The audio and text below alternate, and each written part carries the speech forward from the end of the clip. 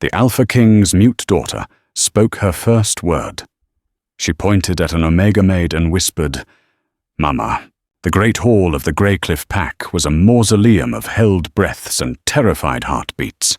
500 wolves stood frozen, their scents a chaotic mix of fear and confusion.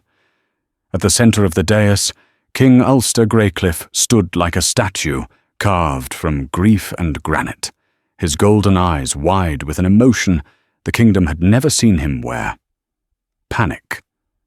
Beside him, the Ice Queen, Zemelia, clutched her pearl necklace until the string snapped, the gems cascading to the marble floor like frozen tears. But no one watched the jewels fall. Every eye was locked on the small, trembling figure in the center of the room. Princess Isadora, the girl who had not uttered a sound in 7 years, raised a pale, shaking finger. She did not point at the king. She did not point at the queen. She pointed past the velvet ropes, into the shadows where the servants cowered, leveling her accusation at a woman in rags whose head was bowed in submission. The silence shattered not with a scream, but with a whisper that decimated a dynasty. The Greycliff fortress was built on secrets and stone, high in the Stormwood Mountains, where the wind howled louder than the wolves. To the outside world, it was a bastion of strength. To Zenobia Crestwell, it was a gilded cage, and she was merely the dust sweeping its floor.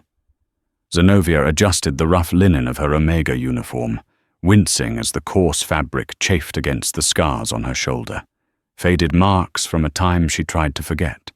The scent of lavender wax and cold stone filled her nose as she scrubbed the long corridor leading to the royal nursery. It was forbidden for Omegas to make eye contact with the royals, forbidden to speak unless spoken to, and forbidden most of all to linger near Princess Isadora.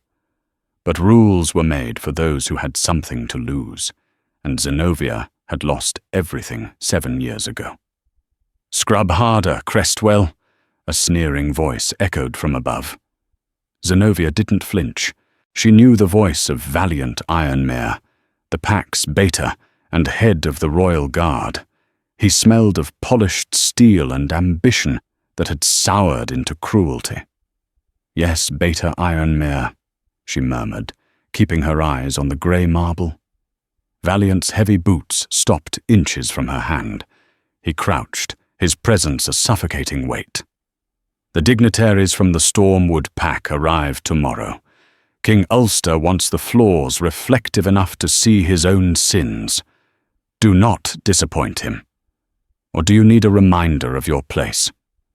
"I know my place, sir," Zenobia replied, her voice steady despite the rapid thrumming of her heart. She didn't fear Valiant's violence. She feared what he represented, the unyielding wall between her and the truth. Valiant scoffed, standing up and kicking her bucket of water over. The soapy liquid spread across her clean work, soaking her knees. "Clean it up. And stay away from the East Wing. The princess is having one of her episodes." He stalked away, laughing. Zenobia watched the water spread, her jaw tightening. She waited until his footsteps faded before she rose. She didn't clean the mess. Instead, she moved silently toward the East Wing, slipping into the shadows like a ghost. The East Wing was silent, draped in heavy tapestries that muffled the world outside. In the center of the nursery sat Isadora Thornvale, the Alpha King's daughter. She was 10 years old, a delicate creature with hair like spun silver and eyes the color of a stormy sea, eyes that looked nothing like Queen Zemelia's piercing blue, and everything like the woman scrubbing floors down the hall. Isadora sat on a velvet rug, staring blankly at a pile of expensive wooden dolls. She was the silent princess, the broken heir. The healers said it was a trauma response to a fever in infancy. The mystics said it was a curse. Zenobia knew it was neither. It was a lock, and Zenobia held the only key, buried deep in a past she was forbidden to resurrect. She checked the hallway. empty. The guards were changing shifts, a 90-second window she had memorized over 3 years. Zenobia slipped into the room. Isadora didn't turn. She never did. Not for the healers, not for the king. But as Zenobia knelt behind her and hummed a low, thrumming melody, a lullaby about a moon that loved the sea, the girl's shoulders dropped. The tension vanished. Isadora turned slowly. Her face was a mask of porcelain perfection, devoid of emotion to the world. But to Zenobia, she was an open book of longing. The girl reached out, her small fingers brushing Zenovia's rough cheek. "My little star," Zenobia whispered, barely breathing the words. "They tell you you are broken. Do not believe them."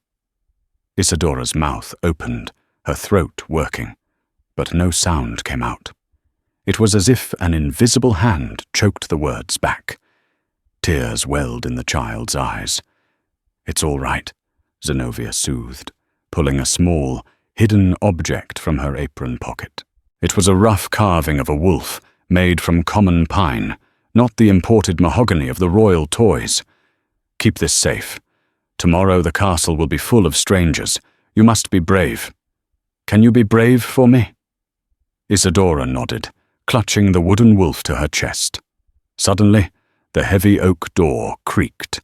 Zenobia scrambled back, grabbing her rag and dropping to her knees, scrubbing a pristine spot on the floor, just as King Ulster Greycliff entered. The temperature in the room seemed to drop 10 degrees.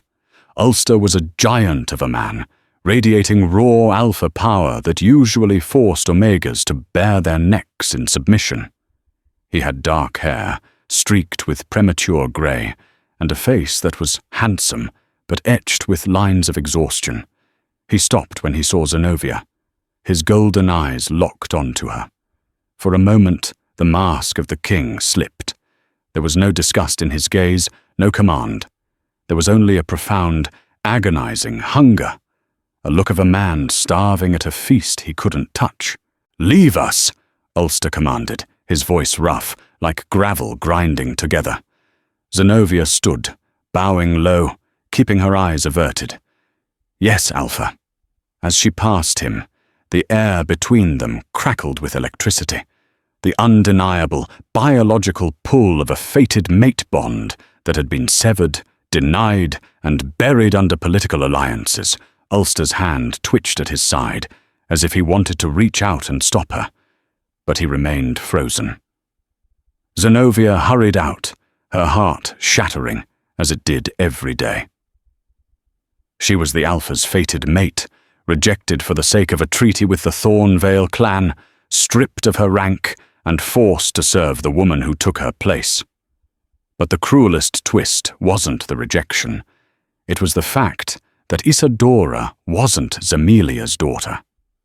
She was Zenovia's, and the king had stolen her to save her life, or so he claimed, sealing the child's voice with a witch's binding to hide the truth of her Omega lineage. Night fell over the Greycliff fortress, heavy and suffocating. The preparations for the arrival of Alpha Whittaker Stormwood and his delegation were complete. The great hall was draped in banners of crimson and gold, the colours of House Greycliff, masking the rot beneath the foundation. In the royal chambers, Queen Zemelia sat before her vanity. She was a striking woman, sharp-angled and beautiful, in a way that felt dangerous, like a knife made of diamond. She brushed her blonde hair aggressively, her eyes fixed on King Ulster, who stood by the balcony, staring out at the rain-lashed mountains. "She was in the nursery again," Zemelia said. Her voice was cool, lacking any inflection of jealousy, replaced instead by the tone of a warden discussing a prisoner. "The Omega." Ulster didn't turn. "She cleans the nursery, Zemelia. That is her job." "She cleans nothing. She lingers." Zemelia slammed the brush down. "She infects the girl with her scent.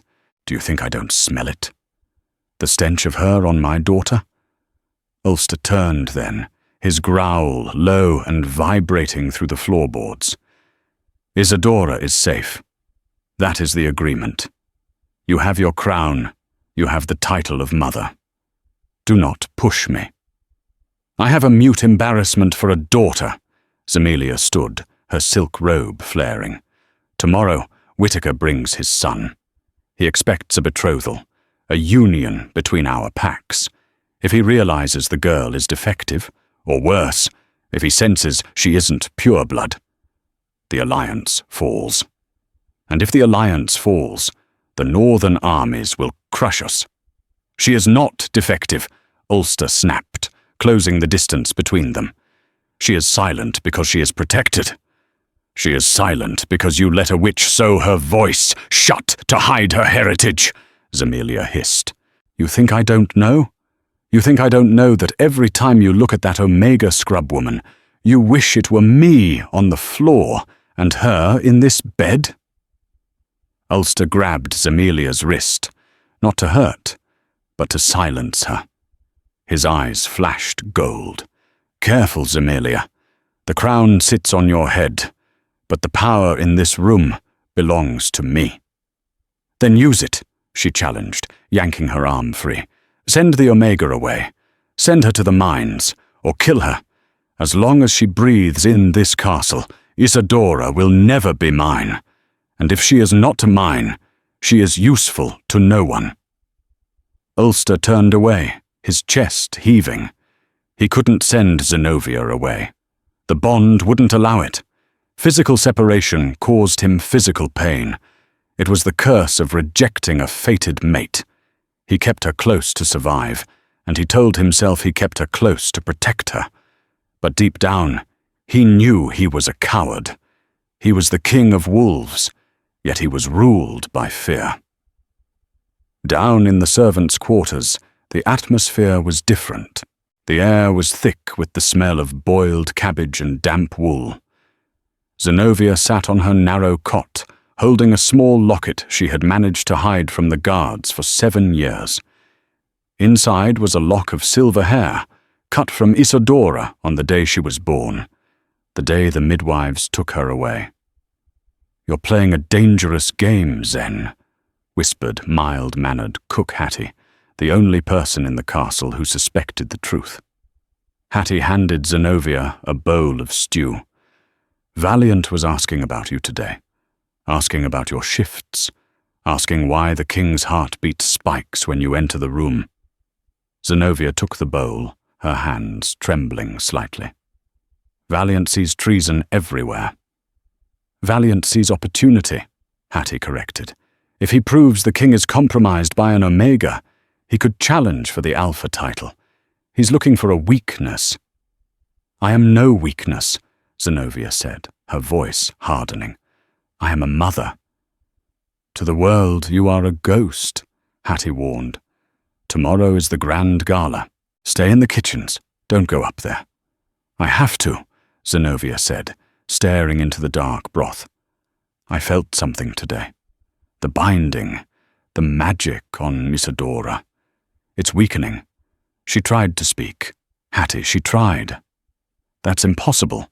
The Witch of the Crag said the silence was permanent unless the blood truth was revealed. "Exactly." Zenobia looked up, her eyes fierce. "The truth is trying to claw its way out. And if Isadora speaks without protection, Zemelia will kill her before the first sentence is finished. I have to be there." The storm outside battered the stone walls, but the real storm was brewing inside the castle walls. Fate was tired of waiting. The grand gala was a spectacle of excess. Chandeliers made of crystal antlers dripped light onto tables laden with roasted stags, exotic fruits, and rivers of wine. The air was thick with the scents of a dozen alpha bloodlines, a heady mix of musk, spice, and power. King Ulster sat at the head table, looking regal but hollow. Beside him, Queen Zemelia was the picture of maternal doting, constantly smoothing Isadora's hair, though her nails dug into the girl's scalp. Isadora sat rigid. She wore a dress of stiff blue velvet that looked like it swallowed her whole. Her eyes darted around the room, fearful, scanning the faces of the strangers. Alpha Whitaker Stormwood, a bear of a man with a booming laugh that sounded more like a threat, raised his goblet. "To King Ulster, and to the union of our packs. My son Jackson will make a fine mate for the princess. Once she blossoms." Whitaker's son, a boy of 12 with cruel eyes, smirked at Isadora. "She doesn't say much, does she? I like a quiet bitch. Less nagging." The table laughed. It was a crude, brutal sound. Ulster gripped his goblet so hard the silver stem bent. "She is contemplative, Whitaker, a trait your son might do well to learn." The laughter died. Whitaker's smile didn't reach his eyes. "Careful, Ulster. Silence can be wisdom, or it can be emptiness. We need to be sure the girl is sound of mind." In the shadows of the serving alcove, Zenobia stood with a pitcher of wine. Her heart hammered against her ribs like a trapped bird. She heard the boy's insult. She saw the fear in Isadora's eyes. She saw the way Zemelia pinched the girl's arm under the table, forcing her to sit up straighter. "Do not react," Zenobia told herself. "You are invisible. You are nothing." "Wine," Whitaker called out, waving his empty goblet. Valiant Iron Mare, standing guard behind the king, snapped his fingers at the shadows. "You, Omega, serve the Alpha." Zenobia stepped forward. She kept her head down, moving with the practiced grace of a servant, but her presence shifted the air in the room. As she approached the head table, Ulster stiffened. His scent changed, spiking with distress and longing. Whitaker paused, his nose twitching. He looked from the king to the servant. He was an old wolf, and he knew the smell of a mate bond, no matter how faint, no matter how buried. Zenobia poured the wine. Her hand was steady, but as she pulled back, her sleeve rode up, revealing the scar on her wrist, a crescent moon mark. Isadora saw it. It was the same mark Isadora had on her own shoulder, hidden beneath the velvet dress. A birthmark. The princess's breath hitched. A sound, tiny and sharp, escaped her lips. A squeak. The table went silent. "Did she speak?" Whitaker asked, leaning forward. "She coughed," Zemelia said quickly, her smile tight. "Just a cough. The air is dry." "No," Jackson sneered. She made a noise, like a wounded animal. He reached out and grabbed Isadora's hand. "Come on, princess. Bark for us."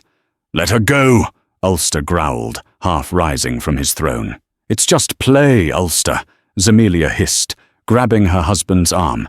"Sit down." Jackson pulled harder. "What's wrong with you? Are you stupid?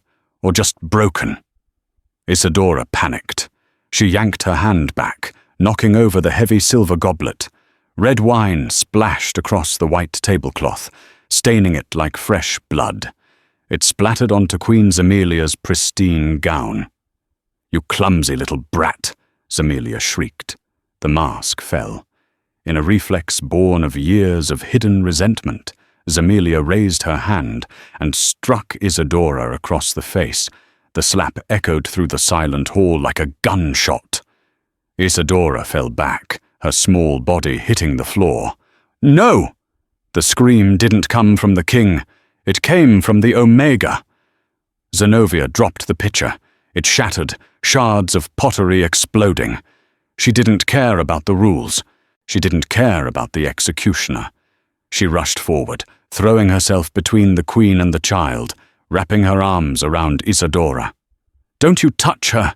Zenobia snarled, her eyes flashing with a defiance that no Omega should possess. The hall gasped. Guards drew their swords. Valiant stepped forward, his hand on his hilt, a cruel smile playing on his lips. This was it, the treason he needed. "Get away from her, filth!" Zemelia screamed, standing over them. "Guards, seize this creature and take the girl to her room." Two guards grabbed Zenobia, hauling her back. She struggled, reaching for Isadora. "Isadora, look at me!" Isadora pushed herself up. Her cheek was red, her eyes wide with shock. She looked at the queen, the woman who had hit her, the woman who was cold marble and sharp diamonds. Then she looked at the Omega, the woman who smelled like warm bread and safety, the woman who hummed the lullabies, the woman who had just thrown her life away to shield her. The magic in Isadora's throat burned. It was a physical heat, searing through the witch's thread. The fear was gone, replaced by a primal, childlike need to claim what was hers.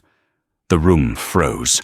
King Ulster stood paralyzed, his worst nightmare unfolding. Isadora scrambled to her knees. She didn't look at the king. She didn't look at the nobles. She lifted her hand. Her finger, trembling but resolute, pointed straight at Zenobia, who was being dragged away by the guards. Isadora opened her mouth. The air crackled. The binding snapped with a sound like a breaking violin string, audible only to the wolves. "Mama," she whispered. It was soft, raspy from disuse, but in the silent hall, it was a thunderclap. Zemelia froze. "What did you say?" Isadora turned her gaze to the queen, her eyes hard. She pointed back to Zenobia, and this time she screamed it, a wail of 7 years of silence. "Mama!" The word hung in the air, a physical weight that pressed down on the 500 guests in the great hall. "Mama!" For a heartbeat, the world suspended itself. Then, Queen Zemelia shattered the stillness.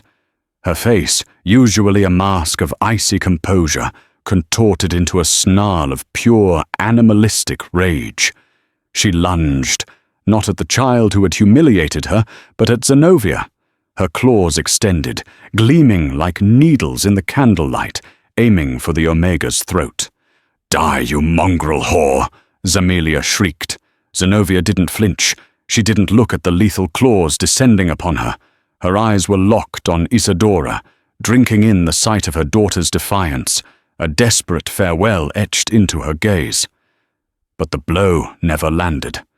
A roar shook the stone foundations of the fortress, a sound so deep and primal it forced the lesser wolves to their knees. King Ulster moved with a speed that blurred the eye. He caught Zemelia's wrist mid-air, his grip crushing. "Enough!" Ulster bellowed, his alpha command rolling over the crowd like a tidal wave. He shoved Zemelia back. She stumbled, her chest heaving, her blue eyes wide with betrayal. "She claimed her. That filth claimed my daughter in front of the northern court. Kill her, Ulster. If you are a king, kill her." Ulster turned to the guards, his golden eyes burning with a chaotic mix of fury and terror. He looked at Zenobia, who was now being held by 2 bewildered sentries, and for a second, the mask slipped. He wasn't looking at a prisoner.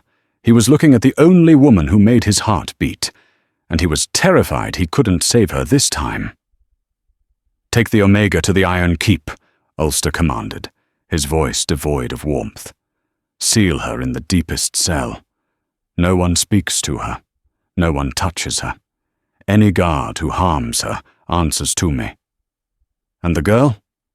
Valiant Ironmere stepped forward, his hand resting on his sword hilt, his eyes gleaming with malicious delight. "She is clearly unwell, my king. Confused, hysterical." Isadora stood amidst the wreckage of the spilled wine, her small chest heaving. She didn't look confused. She looked like a storm finally breaking. "I am not confused," Isadora said. Her voice was scratchy, raw, like stones rubbing together, but it carried the undeniable cadence of truth. She pointed a trembling finger at Zemelia. "You are cold. She is warm." Zemelia let out a strangled cry of indignation. "Get her out of here," Ulster ordered, his voice cracking. "Take the princess to the solarium. Lock the doors. Healers only." As the guards dragged Zenobia away, she didn't struggle. She twisted her neck to look back at Isadora. "Be brave, my star," she shouted, before the heavy oak doors slammed shut, severing them once more. The silence that followed was heavy with judgment. Alpha Whittaker Stormwood slowly began to clap.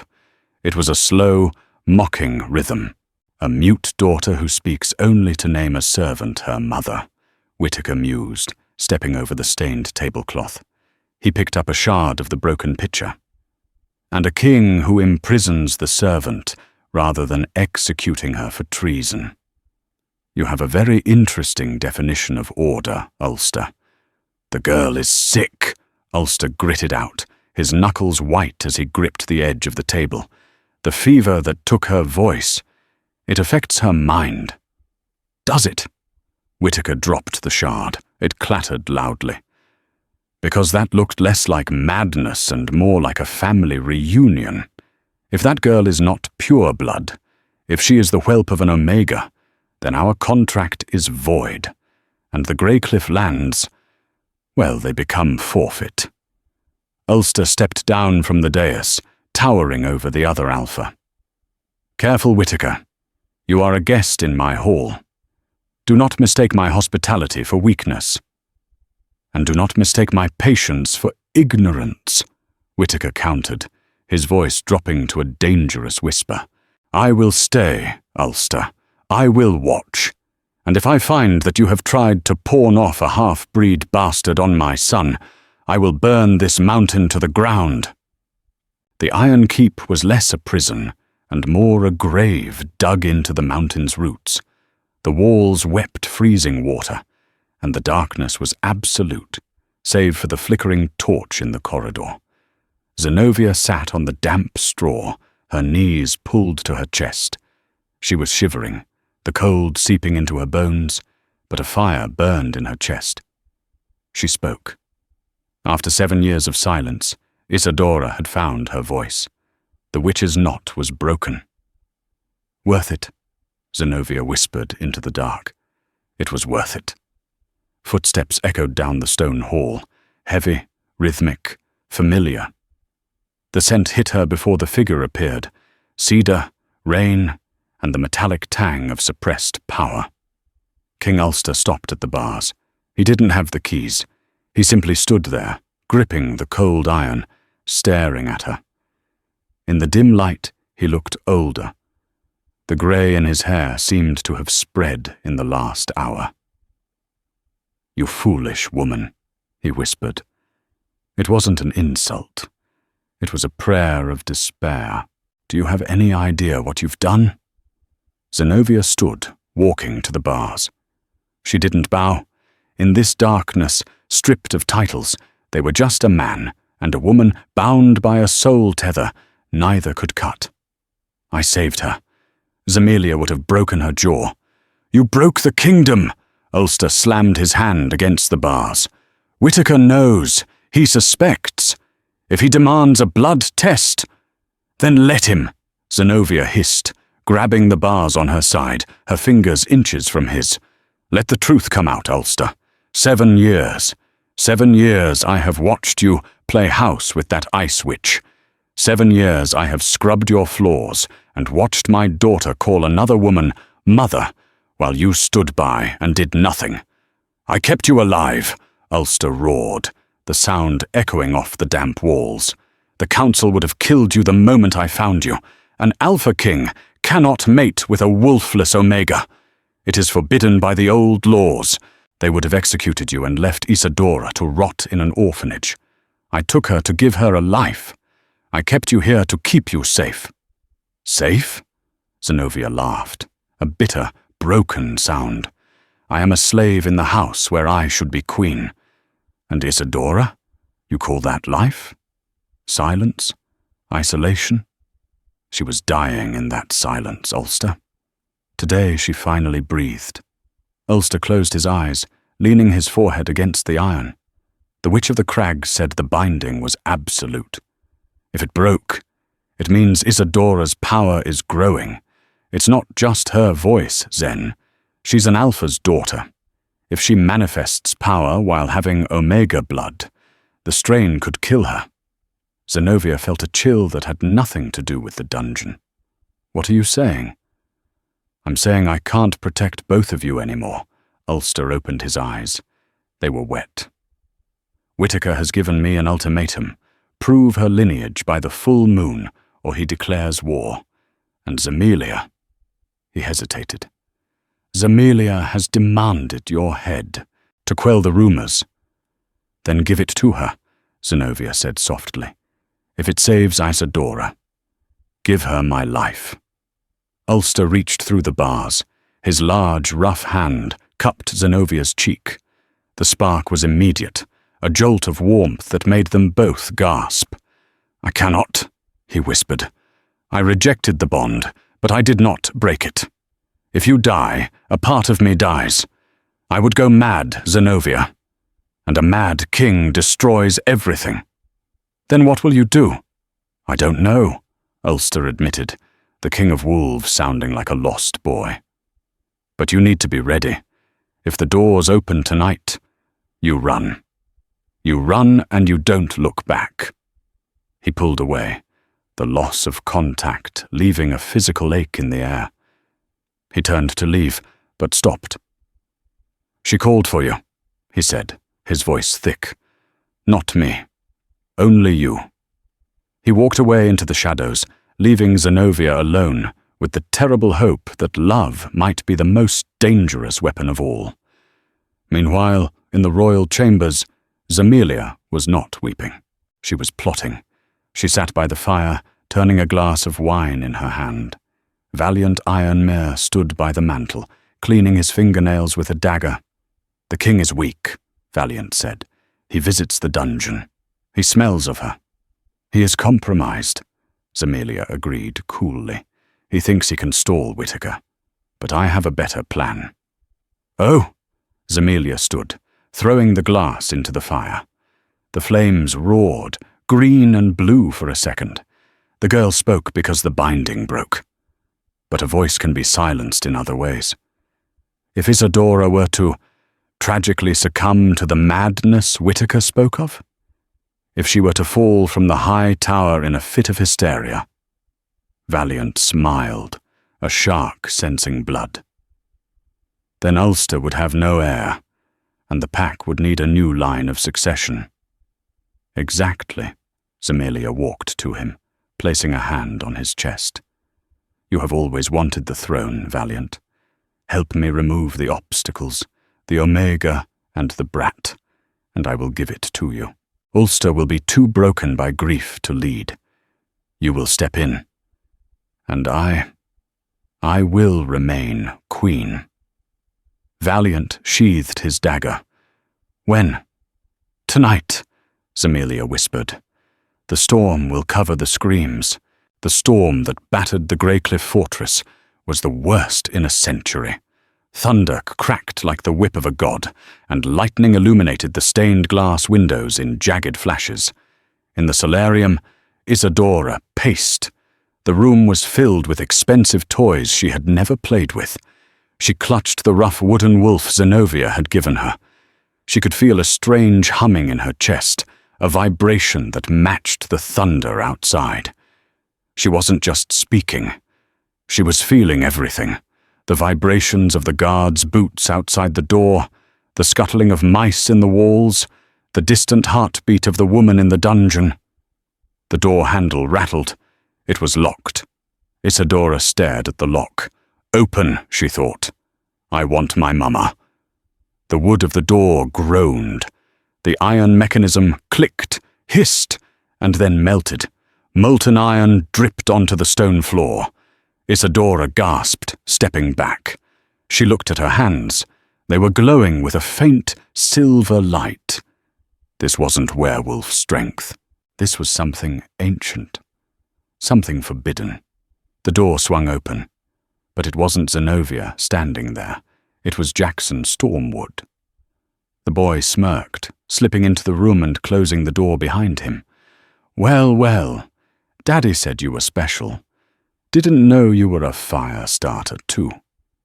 Isadora backed away, clutching the wooden wolf. Go away. Her voice was stronger now, less raspy. Can't do that, Princess. Jackson stepped closer, his eyes dark. My father sent me. See, we don't care if you're a half-breed. In fact, we prefer it. A queen with no royal blood is easier to control. We're going to take you, Isadora. Tonight. My father is going to rescue you from your crazy mother and your weak father."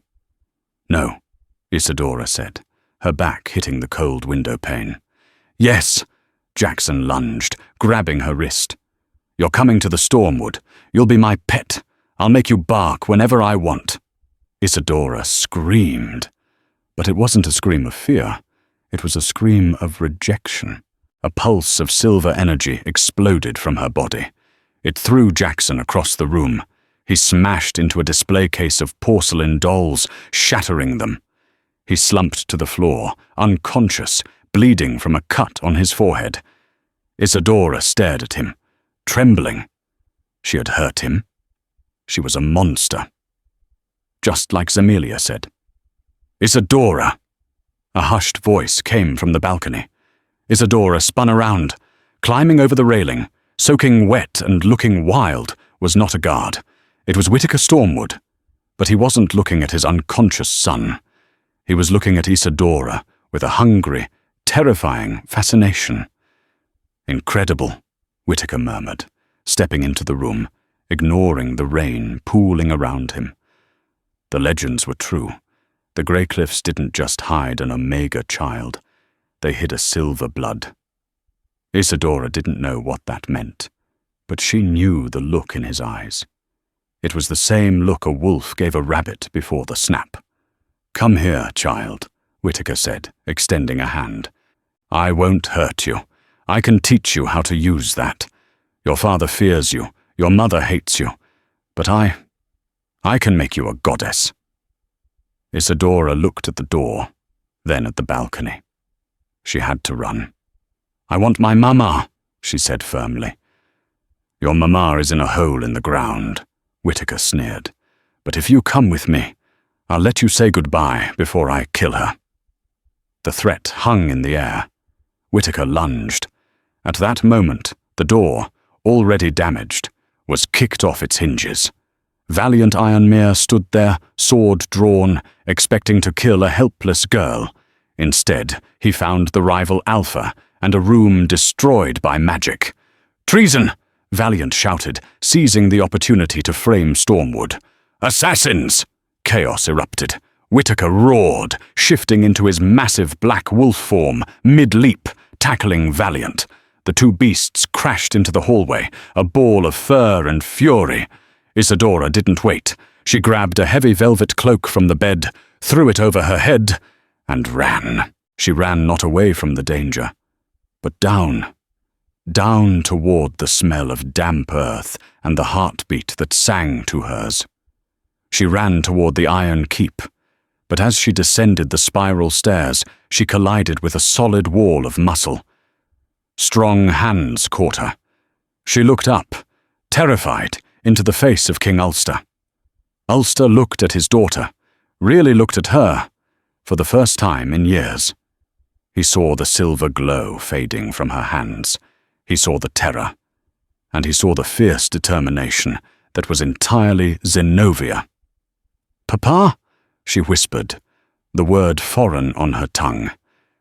Ulster's face crumbled. He scooped her up into his arms, holding her tight against his chest. "I've got you," he choked out. "I've got you. We're going to get her. We're getting your mother." "Now?" Isadora asked into his shoulder. "Now," Ulster vowed, his golden eyes hardening into molten steel.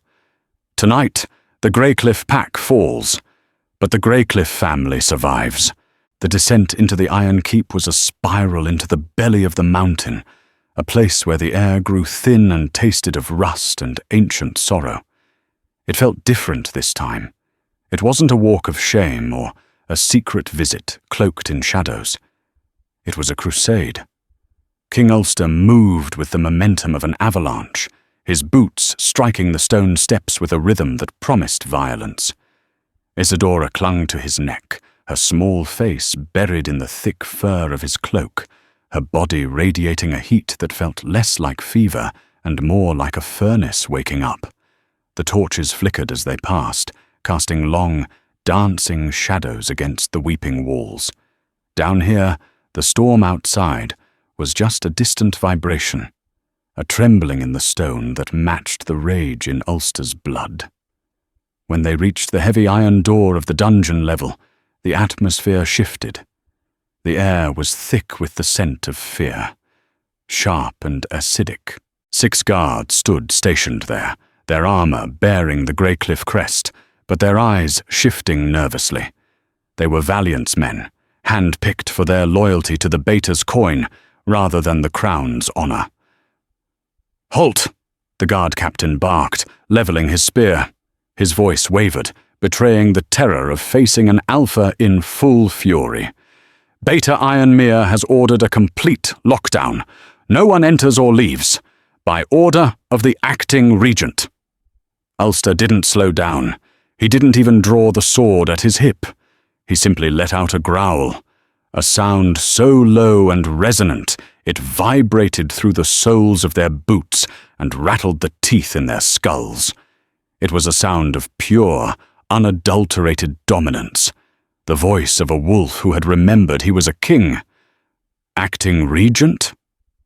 Ulster's voice was a jagged whisper that carried more weight than a scream. "I am not dead, Captain, and I am not no one. I am your king. Move, or I will paint these walls with your treason." The captain hesitated. He looked at his men, then back at the towering figure of the Alpha. That split second of hesitation was his undoing. Ulster surged forward, a blur of motion too fast for human eyes. He didn't kill them. He was still a king who refused to butcher his own misguided subjects, but he was efficient. He caught the captain's spear shaft, snapping the wood like a dry twig, and backhanded the man into the stone wall. The captain slid down, unconscious before he hit the floor. The other guards scrambled back, dropping their weapons, the instinct to submit to the Alpha overriding their orders. Ulster stepped over the fallen men, kicking the dungeon door open. The sound echoed like a gunshot in the damp dark. "Zenobia!" Ulster roared, the name tearing from his throat. At the far end of the corridor, in the deepest cell, a figure stirred. Zenobia was standing at the bars, her hands gripping the cold metal until her knuckles were white. She had heard the commotion, the growls, the breaking wood. She saw them now. Ulster, with blood on his knuckles and a storm in his eyes, and Isadora, alive and glowing with a faint, ethereal, silver light, safe in his arms. "Isadora!" Zenobia sobbed, her legs nearly giving out with the sheer, crushing relief. She pressed her face against the iron. "You have her. Oh, goddess, you have her." Ulster didn't waste time with keys. He didn't look for the warden. He handed Isadora gently to the floor, telling her to stand back. Then he gripped the bars of the cell door. His biceps bulged, tearing the fabric of his tunic, veins popping against his skin like cords of steel. He channeled every ounce of his regret, every year of his cowardice, into his hands. With a roar of exertion that tore the breath from his lungs, he ripped the door from its hinges. The stone crumbled around the frame, dust billowing into the air as the heavy iron gate crashed to the floor with a deafening clang. Zenobia didn't run to him. She ran to Isadora. The king lowered himself, and the three of them collided in a tangle of tears and frantic touches. "You spoke," Zenobia wept, her hands framing Isadora's face, checking for bruises, for fever. "My brave girl, you spoke. I heard you. The whole world heard you. I found you," Isadora whispered. Her voice was stronger now, shedding the rasp of disuse. It had a musical quality, a resonance that seemed to hum in the air.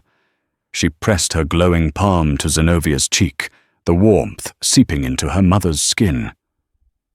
"I'm not broken, Mama. I'm just loud." Ulster watched them, a fierce protectiveness swelling in his chest, finally displacing the fear that had lived there for a decade. He reached out, his large hand covering Zenovia's shoulder, completing the circle. "We have to move," he said, his voice rough with emotion. "Valiant and Whittaker are tearing the castle apart. Zemelia has declared martial law. She will be waiting for us." "Let her wait," Zenobia said, standing up. She looked different. The submissive omega posture, the slump of the shoulders she had worn for survival, was gone. In its place stood a mother who had nothing left to lose and everything to fight for. "Where do we go?" "The crypts," Ulster said, standing and pointing toward the back of the dungeon. "There's an old ossuary tunnel that leads to the mountain pass. It opens out near the neutral lands. We can be across the border by dawn. We can disappear." "No," Isadora said. It was a single word, but it stopped both parents cold. They looked down at her. The 10-year-old girl stood firm, her feet planted on the damp straw. Her silver hair was floating slightly, as if caught in an invisible breeze, and her eyes were glowing like twin moons. "No tunnels," Isadora stated. Her voice echoed with a strange, harmonic resonance, as if two people were speaking at once, the girl and the wolf. "We don't run. If we run, we are guilty. If we run, they win. I'm tired of hiding." "Isadora, it's not safe," Ulster pleaded, dropping to one knee to be at her eye level. "Whittaker wants to take you. Zemelia wants to kill you. We need to regroup." "It was never safe." Isadora stomped her foot. A ripple of silver energy shot out from her boot, cracking the stone floor. Dust danced in the air. "I hid my voice for 7 years. You hid Mama for 10. Look where it got us. In a cage." She looked up at her father, her gaze challenging him with an intensity that made him want to look away. "I am the Alpha's daughter. I am the Omega's blood. I am the Silver Blood." Ulster went still. Silver Blood. The ancient myth. The wolf born of two opposing castes who would possess the power of the moon goddess herself, a bridge between the earth and the sky. Whittaker had called her that in fear. Now she claimed it in power. "If we leave," Zenobia said slowly, realizing the truth of her daughter's words, "they will hunt us forever. We will always be the Broken King and his mongrel family. We will be fugitives in our own story." "Then we fight," Ulster whispered. He looked at his mate and his daughter, and for the first time he saw not liabilities to be protected, but his greatest strength. He saw the fire in Zenobia and the magic in Isadora. "We don't go down, we go up." He stood, his golden eyes hardening into molten steel. "We go upstairs, and we take back our pack." The courtyard of Greycliff Fortress was a chaotic arena of rain and blood.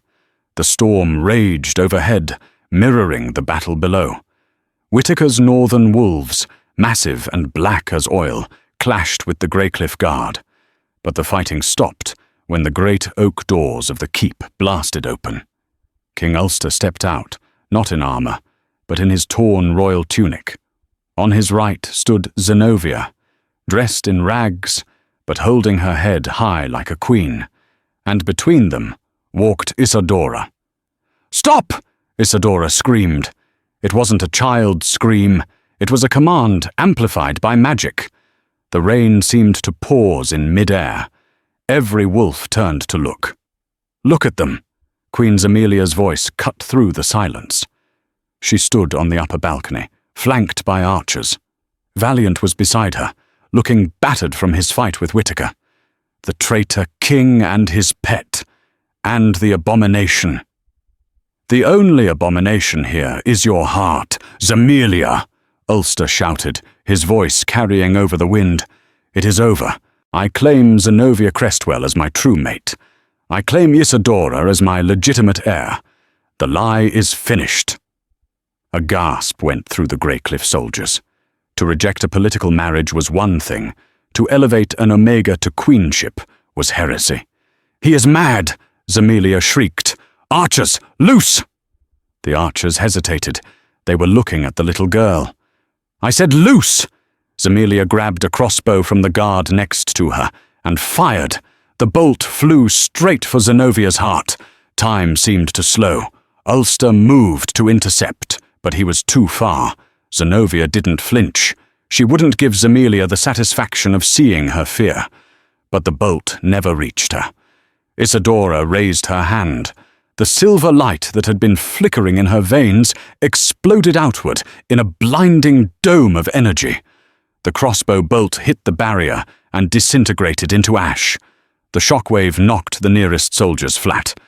She stopped it," Valiant whispered, staring down in horror. "Magic. Wolf magic." Whitaker Stormwood, who had been watching from the shadows of the colonnade, stepped forward, his eyes gleaming. "The silver blood," he murmured. "She commands the energy of the pack bonds themselves." Isadora lowered her hand. She looked exhausted, but her eyes were burning. She looked up at the balcony. "You tried to silence me," she called out to Zemelia. "You tried to make me nothing. But you forgot something." "And what is that, you little brat?" Zemelia spat, loading another bolt. "You can't silence the moon," Isadora said. She slammed her hands together. A pulse of pure white light shot up from the ground, racing up the stone walls of the fortress. It hit the balcony where Zemelia stood. The stone didn't break, it froze. The moisture in the air turned to instant ice, encasing the balcony and the queen's feet in a prison of frost. Zemelia screamed as the ice crept up her legs, trapping her. "My turn!" Ulster growled. He shifted. The transformation was instantaneous. A massive, golden-furred wolf, the largest the pack had ever seen. He didn't attack the soldiers. He leaped toward Valiant. Valiant shifted too, a grey, scarred wolf, but he was no match for an alpha protecting his family. The fight was short. Ulster pinned Valiant to the cobblestones, his jaws around the beta's throat. He didn't bite down. He growled, a low, rumbling demand for submission. Valiant whined, baring his neck. Ulster shifted back to human form, standing over the defeated traitor. "You are stripped of your rank. You are exiled. Run before I change my mind." Valiant scrambled away, disappearing into the night. Ulster turned to the Northern Alpha. "Whitaker, take your wolves and go, or find out what my daughter can really do." Whitaker looked at Isadora, who was now leaning against Zenovia, the silver glow pulsing rhythmically. He laughed, a deep, booming sound. "I came for a conquest, Ulster, but I think I'd rather not fight a goddess in the making. Keep your mountain. I suspect you'll have enough trouble changing the laws of our kind." With a nod of respect to the child, Whitaker signaled his pack. They melted into the shadows of the storm. The courtyard was silent, save for the rain. Zemelia was trapped on the balcony, shivering, defeated not by force, but by the very element she claimed to rule, ice. The Greycliff pack, hundreds of soldiers, servants, and nobles, looked at their king. They looked at the Omega woman holding the hand of the glowing child. This was the moment that would break the kingdom or forge it anew. Ulster walked to Zenovia.